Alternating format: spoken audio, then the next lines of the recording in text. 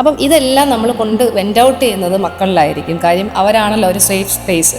ഇത് അവരുടെ ബ്രെയിനിലെ വല്ലാതെ ബാധിക്കുന്നുണ്ട്. അതായത് നമ്മൾ ഒരുപാട് ഇമോഷണലി ഫ്രസ്ട്രേറ്റഡ് ആയിരിക്കും. ഒരു പക്ഷേ അത് വർക്ക് സ്പേസിലെ പ്രശ്നങ്ങൾ കൊണ്ടായിരിക്കാം, അല്ലെങ്കിൽ റിലേഷൻഷിപ്പിലെ ഇഷ്യൂസ് കൊണ്ടായിരിക്കാം, അല്ലെങ്കിൽ ഇൻലോസുമായിട്ടുള്ള പ്രശ്നങ്ങളൊക്കെ കൊണ്ടായിരിക്കാം. അപ്പം ഇതെല്ലാം നമ്മൾ കൊണ്ട് വെൻ്റ് ഔട്ട് ചെയ്യുന്നത് മക്കളിലായിരിക്കും. കാര്യം അവരാണല്ലോ ഒരു സേഫ് സ്പേസ്. അപ്പോൾ അവിടെ ആയിരിക്കും നമ്മൾ കൊണ്ട് വെൻ്റ് ഔട്ട് ചെയ്യുന്നത്.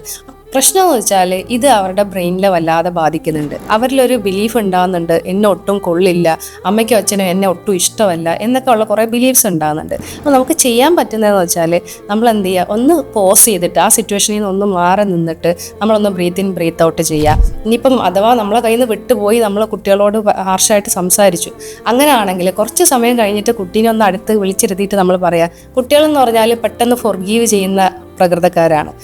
അടുത്ത് വിളിച്ചിരുത്തിയിട്ട് പറയാം, അമ്മയ്ക്ക് ഇങ്ങനെ പറ്റിപ്പോയി, ആ സിറ്റുവേഷൻസ് എല്ലാം ഒന്ന് പറഞ്ഞു കൊടുക്കുക. അത് നമ്മൾ ജെന്യൂനായിട്ട് തന്നെ പറയാം. എന്നിട്ട് നമ്മൾ അതിന് സോറി പറയാം. അമ്മയ്ക്ക് മോളെ ഭയങ്കര ഇഷ്ടമാണ്, അല്ലെങ്കിൽ മോളെ ഭയങ്കര ഇഷ്ടമാണ്, പക്ഷേ ആ സിറ്റുവേഷൻ കാരണം അമ്മയ്ക്ക് ഇങ്ങനെ പ്രതികരിക്കേണ്ടി വന്നതാണ് എന്നൊന്ന് പറയാം. ഇവിടെ സംഭവിക്കുന്നത് വെച്ചാൽ അവിടെ ഒരു ഹീലിംഗ് പൂർണ്ണമായിട്ട് നടക്കുന്നുണ്ട്. അതുപോലെ തന്നെ അവർക്ക് ആ ഒരു ട്രസ്റ്റ് തിരിച്ച് ബിൽഡ് ചെയ്യാൻ പറ്റുന്നുണ്ട് എന്നുള്ളതാണ്.